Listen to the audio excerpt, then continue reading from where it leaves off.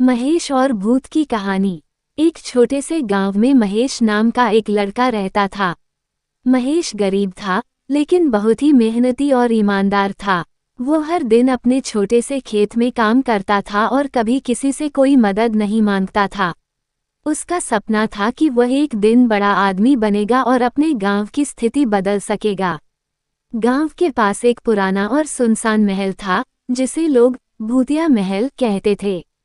वहां जाने की किसी की हिम्मत नहीं होती थी, क्योंकि गांव वालों का मानना था कि महल में भूत रहते हैं। लेकिन महेश को भूतों पर विश्वास नहीं था। वह समझता था कि यह सब केवल अफवाहें हैं और जो लोग डरते हैं वे बस अपनी मानसिकता से डर पैदा करते हैं। एक रात महेश ने ठान लिया कि वो भूतिया महल में जाएगा और खुद पता लगाएगा कि क्या वहां सच में कुछ है या नहीं। उसने अपने घरवालों से कह दिया कि वह रात में काम के लिए बाहर जा रहा है, लेकिन असल में वह महल की ओर बढ़ने लगा। जब वह महल के पास पहुंचा तो उसे थोड़ा डर तो लगा, लेकिन फिर भी उसने अपनी हिम्मत जुटाई और अंदर घुसने का निर्णय लिया। महल के अंदर घुसते ही महेश को अजीब सी खामोशी महसूस हुई।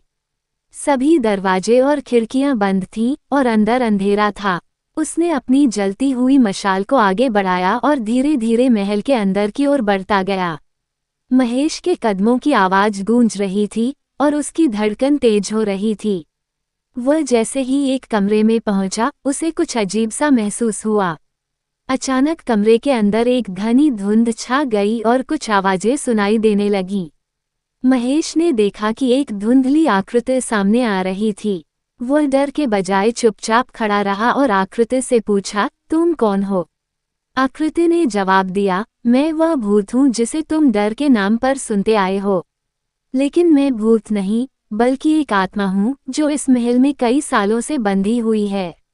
महेश थोड़ा और करीब आया और उसने पूछा, तुम यहाँ क्यों फंसी हुई हो?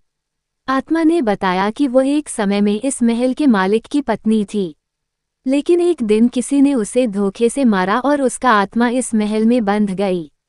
वो कभी शांति से नहीं रह सकी और इसी कारण ये महल भूतिया बन गया।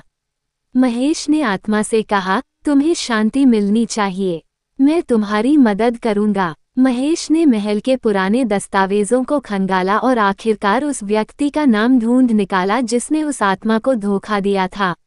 महेश ने उस व्यक्ति के परिवार को ढूंढकर उसे सच्चाई बताई। आखिरकार आत्मा को शांति मिली और महेश ने महल में एक पूजा आयोजित करवाई। वह रात महेश के लिए बहुत खास थी, क्योंकि उसने न केवल अपनी हिम्मत से डर को मात दी, बल्कि एक बुरी आत्मा को भी शांति दिलाई। गांव वालों ने महेश की बहादुरी की सराहना की और उसे अब डरने की कोई जरूरत नहीं थी। महेश ने ये साबित कर दिया कि अगर हिम्मत और साहस हो तो किसी भी डर का सामना किया जा सकता है। ये कहानी महेश की साहसिक यात्रा और उसके आत्मविश्वास की प्रेरणा देती है, जो किसी भी भय से उबरने की ताकत रखता है।